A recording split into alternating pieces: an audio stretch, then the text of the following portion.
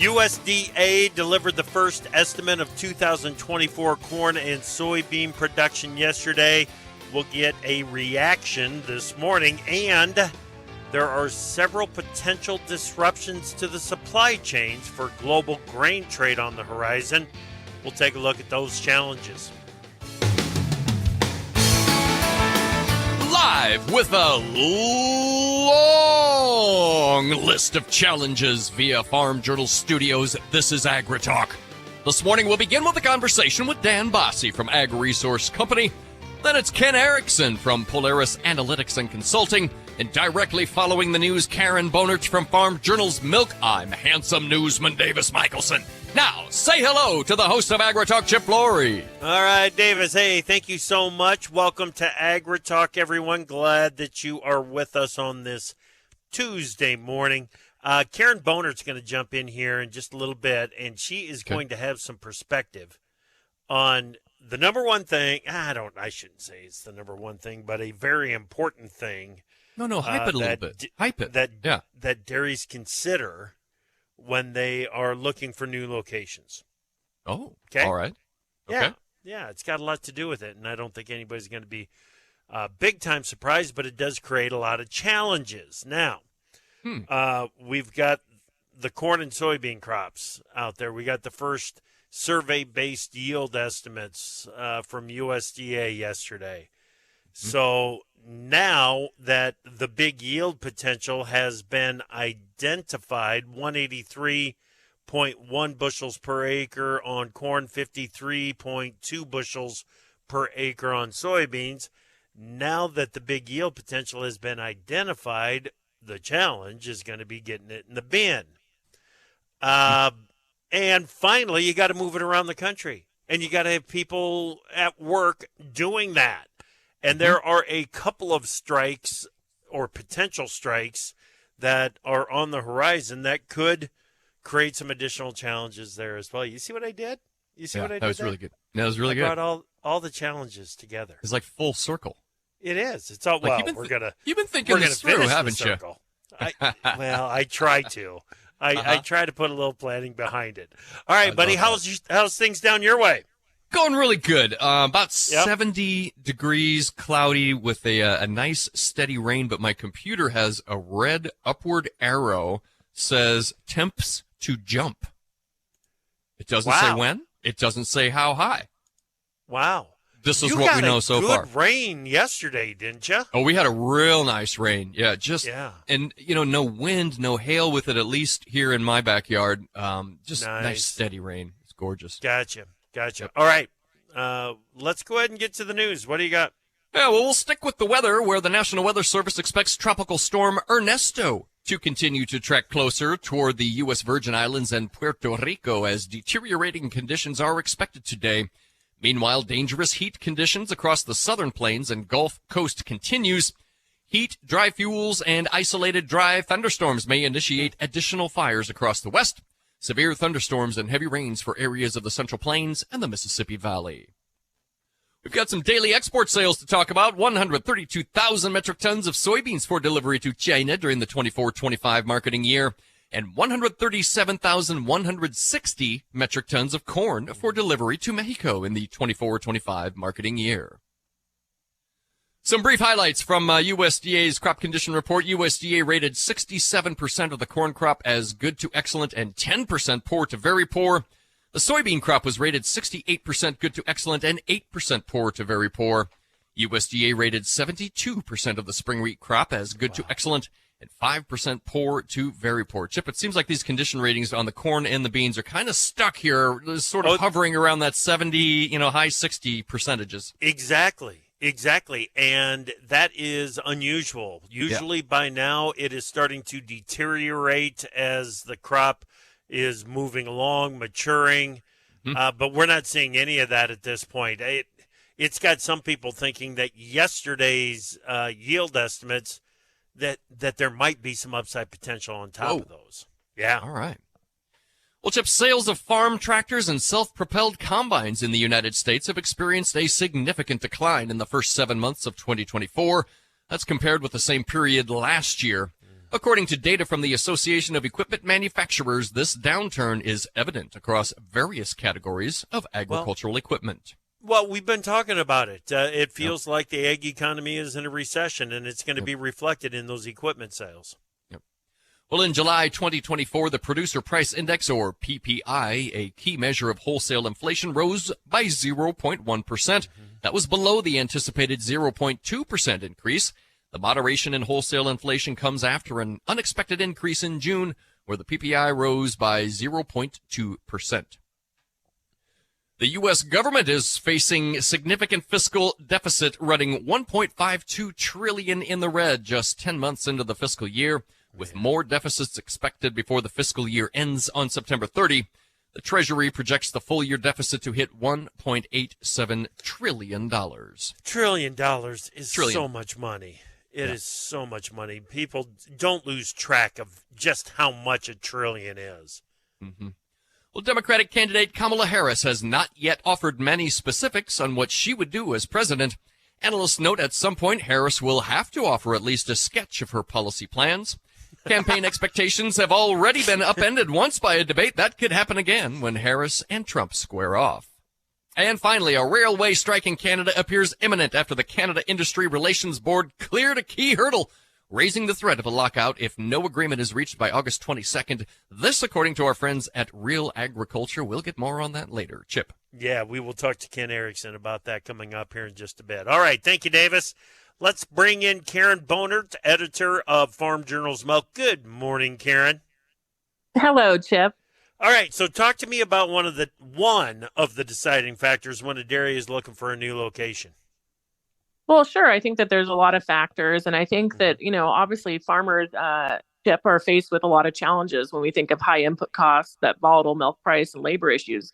But when you're looking at where you're going to milk cows in the future, water, right? We've talked about this over and over, but water scarcity is a significant challenge facing dairies.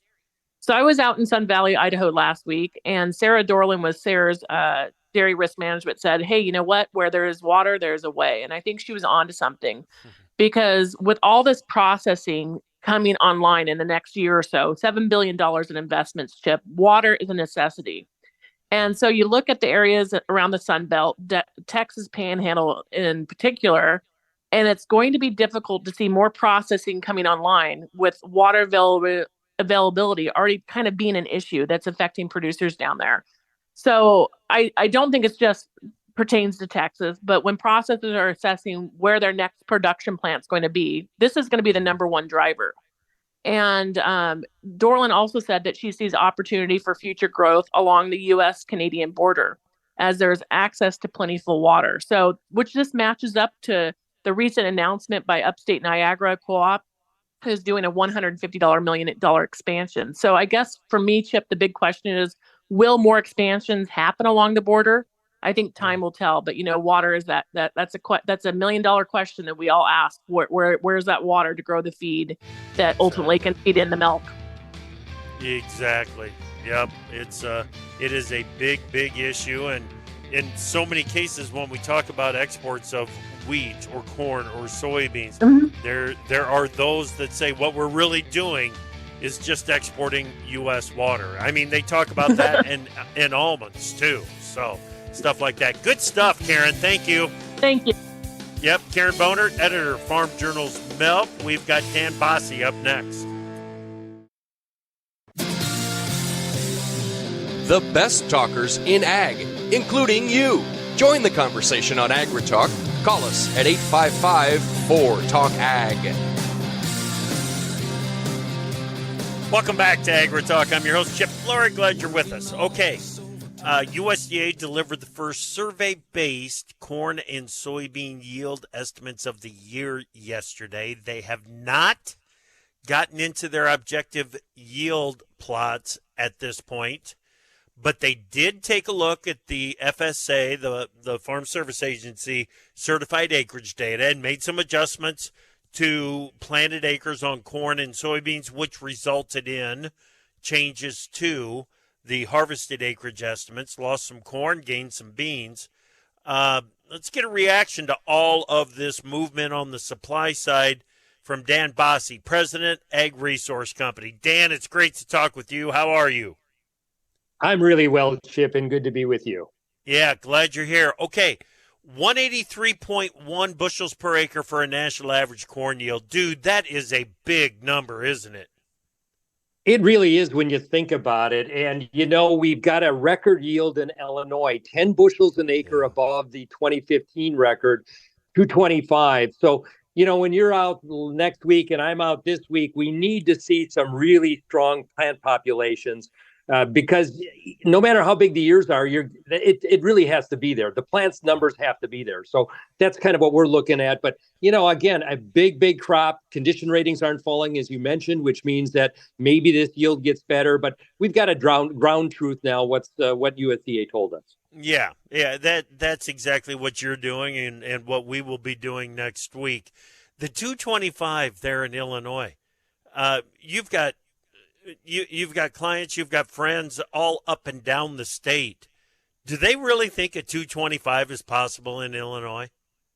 We did a survey of our clients, and I then talked to producer friends, if you will, as you pointed out, that, we keep coming back to somewhere between 215 and 218. I'm not at 225, but like I said, a lot of this will depend on the finish of the growing season. It'll depend on foliar diseases and their pressure on the crop. There's a lot to be undecided yet, Chip, but at the moment, I think USDA may be a little lofty on that number. Okay. But they did take some acres off, so the end result was not much change in the total size of the corn crop, right? No, we had this big yield at 183. They lost 900,000 acres due to about just under 2.8 million in prevent plants. They adjusted it. Lance needs to have credit for bringing this forward. There may be some tinkering in September, but I think it's less than 100,000 acres either way.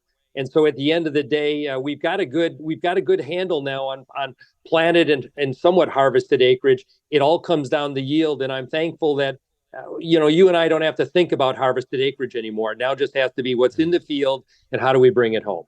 Yep. It was something that you said at the very start is the ear pops, Dan. It feels like this season has given the crop what it needs to put on the grain length. It's given the crop what it needs to put on the kernel rows around. It's got the foundation built. It's just a matter of how many ears are out there and can we get it to maturity before the end of the growing season? And I haven't had anybody start flashing any warning signs about an early end of the growing season to me yet. So that seems to be likely as well. No, I think it's, I have no idea about whether we'll have an early frost or how that all play into it. But this crop is normally developing as it should. So it would have to be something that catches us really early, which historically is a long shot. But that being said, I think you're right. I mean, there's going to be a lot of 16s and 18s out there. They're going to be long ears. The question is, do we have the plant population to support this kind of 225 bushels an acre in Illinois? And so, I think when you go out on your tour, your plant population and ear counts will be very, very important. Oh, yeah. Yeah, no doubt about it. No doubt about it. You out there with Harry and Jim again?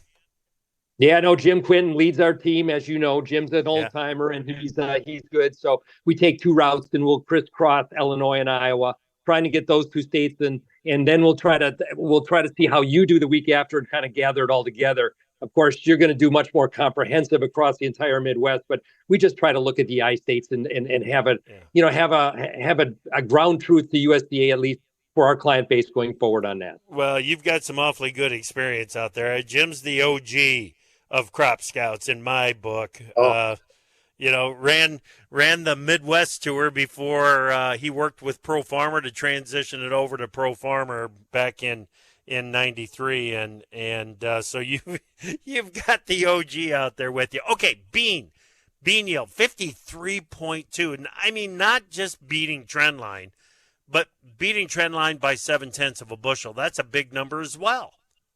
No, it is a big number, and maybe it's testament to the farmers that got the seed in early. if you talk to farmers, some of them planted their beans before they planted their corn, and we're done with bean planting. So you should see, again, we're only in day 2 of our tour, but, heavily noted, good stands, all plants.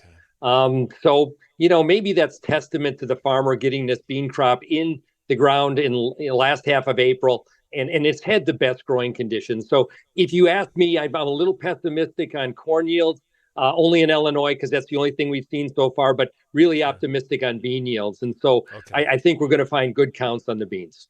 Well, USDA is optimistic in Illinois as well. 66 bushels per acre would be a new record for the state. So that is also a big number.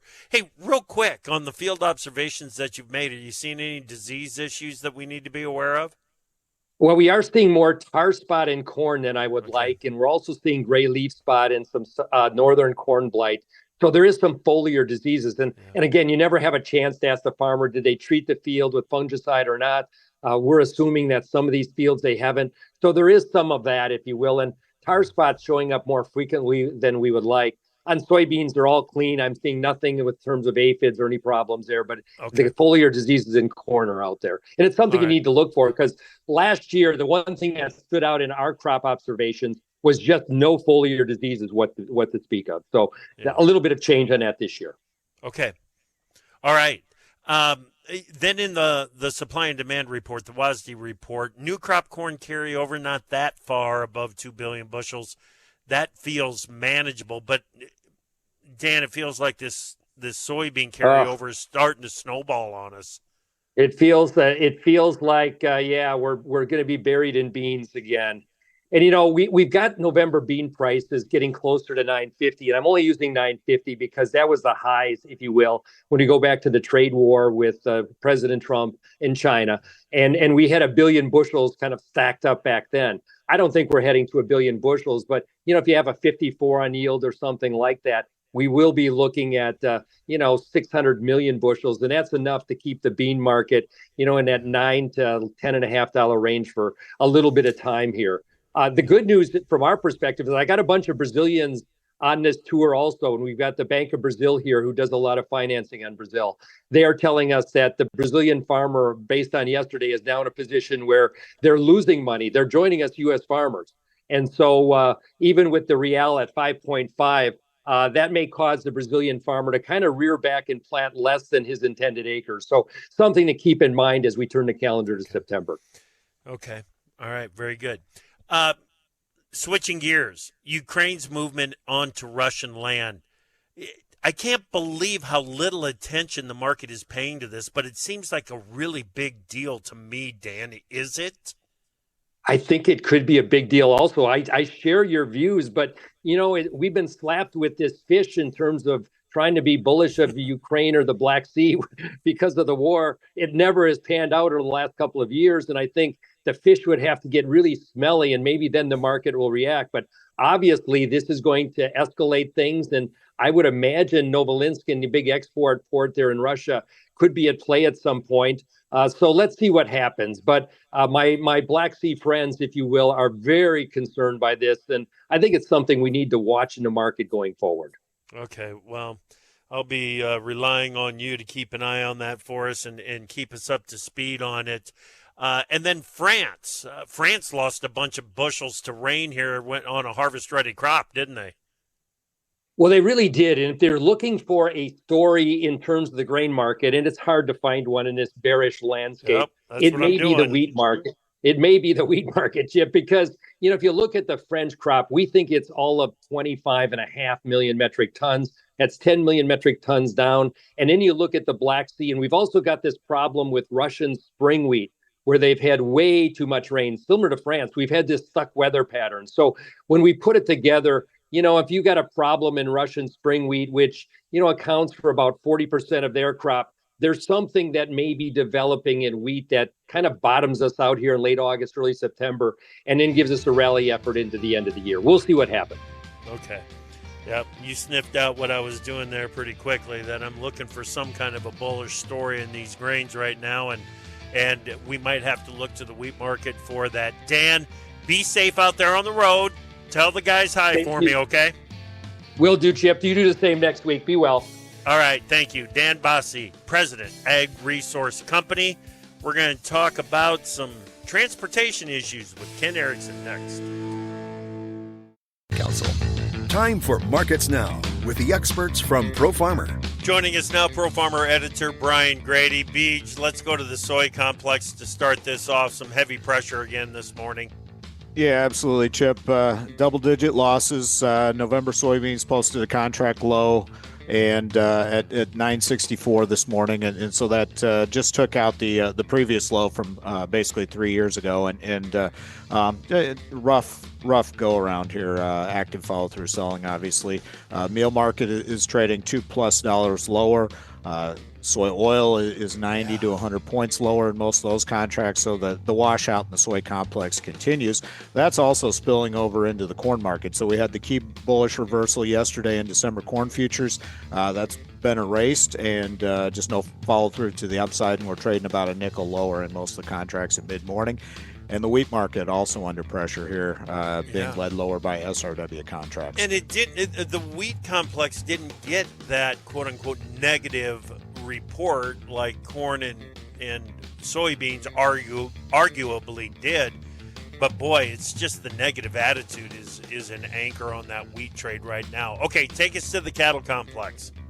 Well, much better price action in both live cattle and feeder cattle, though we are trading well off our highs from the session here at mid-morning. So modest gains in live cattle futures, moderate gains in the front end of the feeder cattle market. But like I mentioned, we were off to much stronger gains earlier on, and the buying interest has kind of faded a little bit. So we'll see if we can hang on to these mid-morning gains as we go through the rest of the session.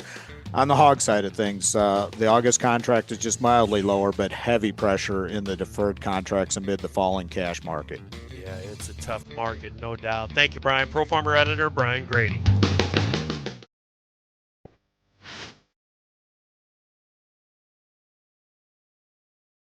Opinions expressed on AgriTalk do not necessarily reflect the views of Farm Journal Broadcasting, affiliate stations, or sponsors. The truth is hard to come by these days, unless you listen to AgriTalk. All right, welcome back. Davis in the news mentioned that the Canadian rail workers are looking at a potential strike up there. He reported yesterday that the International Longshoremen's Association is in talks with the U.S. Maritime Alliance on a new labor contract there. There's lots of stuff that is up in the air. And to add some perspective and give us some clarity on it, Ken Eriksen, Managing Member and Strategic Advisor, Polaris Analytics and Consulting, joins us right now. Ken, it's great to talk with you. How are you? Doing great, Chip. Good morning. Thank you for having me on today, and I hope you're doing well, and certainly appreciate talking with you. It's always a pleasure. Oh, good. So let's stick with the International Longshoremen's Association. What's the status of the talks? What's the chances that we will see a strike there? Yeah, a couple of things on the front. One, the contract expires September 30th, midnight. And what they did last week, the ILA, International Longshore Association, who really has a contract for the U.S. East Coast and the U.S. Gulf Coast. And that's about 36 ports, if you think about the reach of that. And what they put forward was a legally required 60-day strike notice last week. And so what that does for them, as soon as October 1 comes, they can strike. And they've been preparing themselves to do so, that's what all unions do. In prudence, they prepare themselves. But this time, they got ahead of the curve. But in the meanwhile, there's really been no or limited negotiations or discussions, mostly because the union said, hey, we see some activity down in Mobile area and some other ports where automation is starting to be used more prevalently, and it's taken away from our labor. So we're going to not discuss things until you stop doing that. So that's been very slow and really been a hindrance to discussions. And this certainly has a big impact. I mean, they got 40,000 port workers that are prepared to go out, and they really want to see They're opposing forced work speed up situations, increased working hours. They're saying that there's been a decline in safety measures, and they don't like automation because they think that takes away jobs. But nonetheless, it's got some big implications here, Chip. Well, the automation at the ports, they're not going to go backwards on that, Ken. They can't, can they? No, and look, technology is your friend. And when you look at the global statistics on port performance, U.S. ports, especially on containerized movements, are among the poorest in the world because we're not adopting to either certain technologies or we've got certain work rules that limit the pace at which cargo can be moved on and off ships. Now, you do have some very skilled labor. I'll give you that, and they do a phenomenal job. But the way these rules are set up, automation is here, and you can't go backwards. And look, we got a labor issue, and we have a tough time with trying to recruit labor and people to do the jobs. And it's very attractive to work on the waterfront, but that's what they're trying to do is keep their numbers up and keep them in place. 40,000 people in a union, that's not small potatoes. No, not at all. And the area that you defined earlier includes the Mississippi River ports, doesn't it? It does. And for the most part, this contract really speaks to container terminals, container vessels, liner services that are on a regularly scheduled basis, railroad ships, tanks, again, the terminals, and some of the warehousing. And now for the grain side of things that could, in the Center Gulf, whether it's on the Mississippi, Mobile, or even Houston and Galveston and Beaumont, those are going to be a little bit more limited because they use private labor. And so at least at the terminals and mostly on the ships, it's all non-union labor.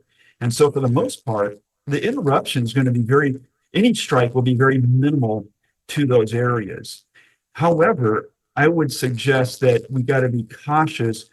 Could there be, if there's a strike, and if the administration doesn't intervene in any way, which right now, the way they've set this up, the administration has little to be able to intervene, but they could try. And it's an election year. So how do you go with that?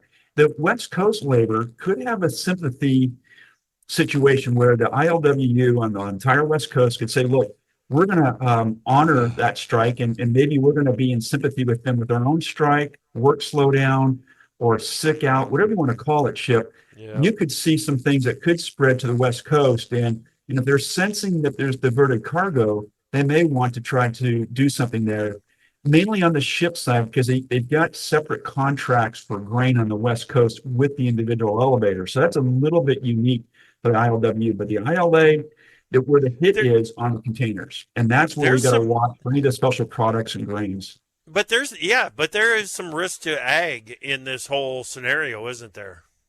There is, because inevitably things could slow up. And look, the threat of a strike gets into the mindset of the buyer overseas. And they may say, well, you're striking, we can't get grain out. Well, that's where good communication with, the exporters and the ship agents and others try to subdue those fears. But it could spread to the West Coast, and that could be problematic in some ways for sure. Okay. Is there going to be a rail workers strike in Canada? Well, there's been really, in fact, last Friday, the National Labor Tribunal had ordered a 13-day cooling off period. And that has certainly been important because immediately the Kansas City, or the Canadian National and the Canadian Pacific Kansas City Southern Rail, both of them warned they would lock out employees on August 2nd. Meanwhile, there was a strike that was scheduled for last May, and that was what sent it to the Canadian Industrial Relations Board. The Teamsters said, look, if we go on a strike, we're going to give a 72-hour notice. But importantly, come August 22nd here, that's next Thursday, a week from this Thursday, there could be a lockout. And that would be by a lockout by the two railroads up there. And it doesn't mean the railroad shut down. It just means the union's locked out. And either people could cross over or the railroads would send management out into the locomotives and to the yards to do the work. That would significantly slow things down. But nonetheless, they seem to be dug in, and there's not been much conversation around the negotiations that are really specific to scheduling, safety, and salaries, not surprising. And so this could be something very problematic here, because this is the last step before the government can do much more up there. And that could be very unsettling as we come in a month before ILA East Coast. Now, granted, this is the Canadian side of the border, but inevitably it's going to impact cargo going north and south over the U.S.-Canadian border, but has implications on having equipment in position that would need to move in and out of the U.S. and Canada, and that would have its tracks, no pun intended, back up into the system as we go forward here. Okay. All right. Another one to keep an eye on. I enjoyed your comments on the potential that 45Z, the Sustainable Aviation Fuel Tax Credit, has as a potential disruptor on grain movement in the U.S. Talk to me about that. Yeah, so the 45Z will come into play, will replace 40B as part of the Inflation Reduction Act, and that will be in January 2025. And what's interesting about this is you got a very, the grain supply chain is rather fascinating. It has very deep tentacles, but it's built on a system that's high volume, high speed. As you're just talking earlier about the harvest that's coming, it's going to be huge. We're going to have perhaps some storage constraints in many areas with the volume of if we look at September 1 stocks plus the production, it's going to be massive.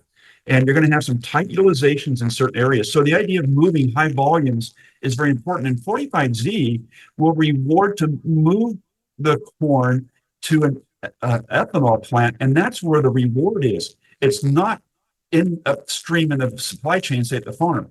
And what that means is you could, instead of having a move that goes 35 miles, it will go, say, 100 and some miles instead. And that's not the most efficient move of grain. And that cost can be quite extensive as you go through the supply chain. And that's the problem. And certainly associations and the Renewable Fuels Association had me evaluate that for them. And it has a certain implication that can be very expensive to the supply chain and very disruptive. Yeah, no doubt. No doubt. Okay. Talk to me about the cross-border issue into Mexico. What is the issue? The issue is, one, we've got too much of a good thing going on relative to the capacity to handle it, and the Mexican government that seems to be slowing things up on more inspections of cargo going across the border. And really, Mexico is our number one market for corn and wheat, and we send a lot of volume and a lot of value down there. And it's been a good thing, except that as a matter of national security for the Mexican market, they've not been able to get their grain in an expedited manner. And so what they're trying to do is really add more capacity at the border. And that's not an easy process. It's very slow and within the system, because the renegotiated, former NAFTA that went through the Trump administration, it turned out to be quite successful, come to find out. And there's been a lot of trade. And so sometimes too much of a good thing, except that it has slowed down inspections at the border. And what that's done, Chip, is that the buyers in Mexico have been looking elsewhere, outside the United States, to buy grain to fulfill their needs. And look, we know anytime there's a disruption, people look elsewhere because food is a matter of national security. And Mexico knows that all too well. And that border is very important, even for southbound traffic. Yes, no doubt about it. No doubt. Ken, it is always good to catch up with you. Thank you so much for your time and your thoughts here, man. Thank you, my friend. Enjoy the tour. We'll catch you later. Will do. Ken Eriksen, managing member and strategic advisor for Polaris Analytics and Consulting. Davis and I will be right back.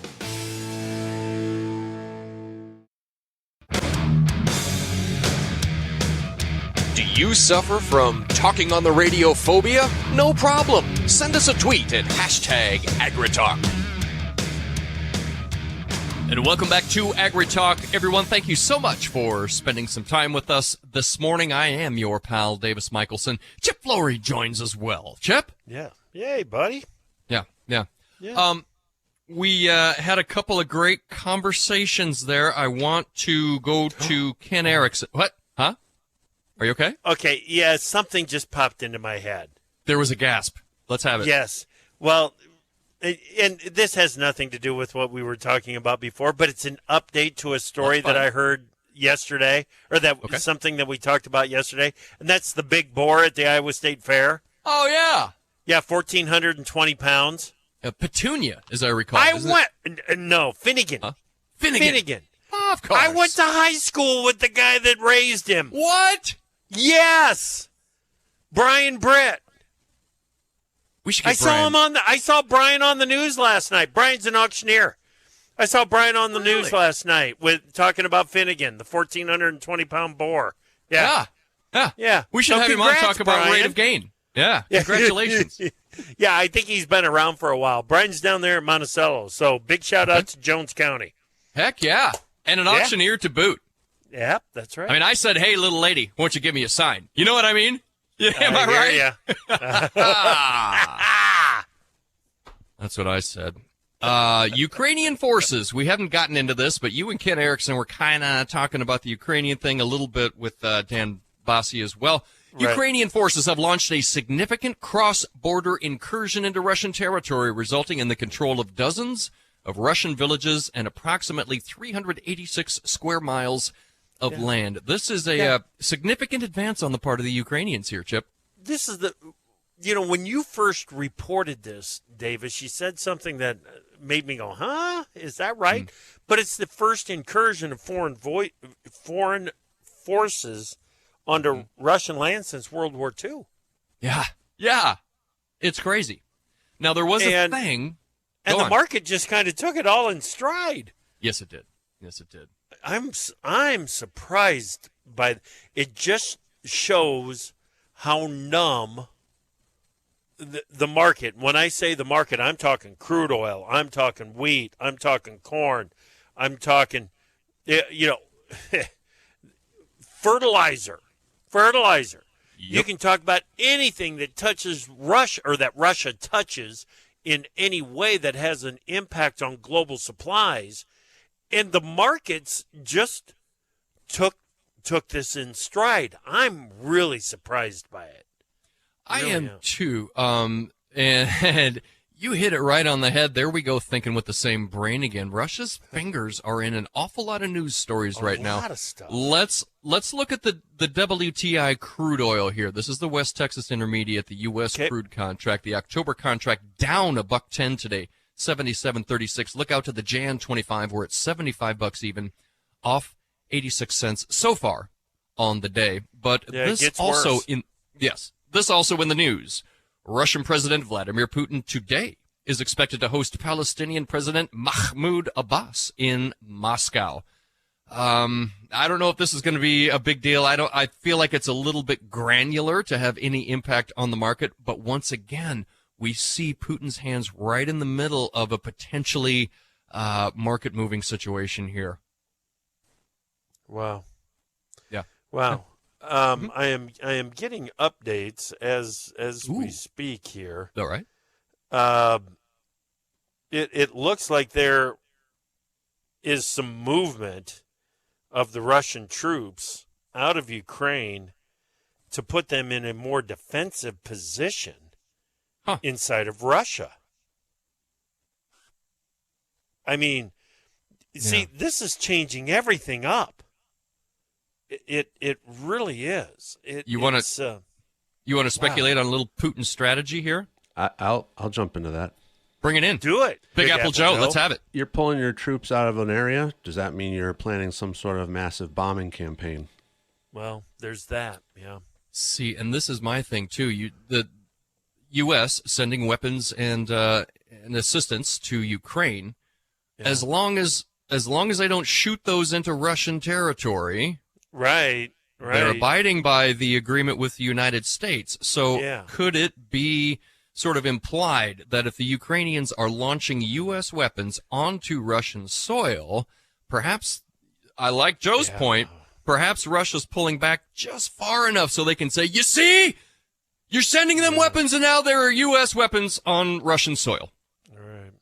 Right. I don't like this. I mean, we're talking heady stuff here, and war games, and purely speculative. Exactly, and I'm I'm going to stick with this. Okay? I'm surprised that the markets haven't paid more attention to this than what they have. Mm-hmm. I think it's going to be a bigger factor at some point in the future because this is an escalation of the conflict in the region that I frankly did not anticipate. And here we are. Here we are. Yep, indeed.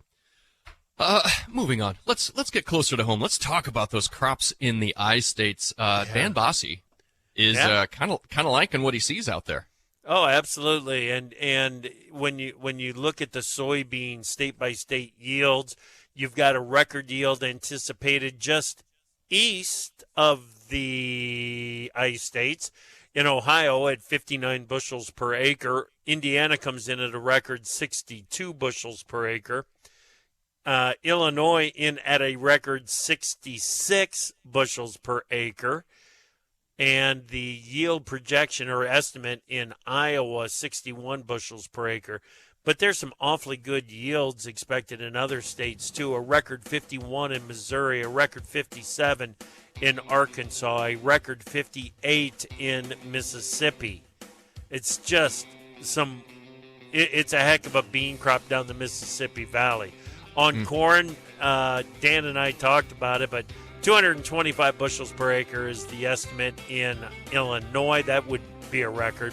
207 in Indiana would be a record. 177 in Michigan, that's a record. Wisconsin, 183, a record.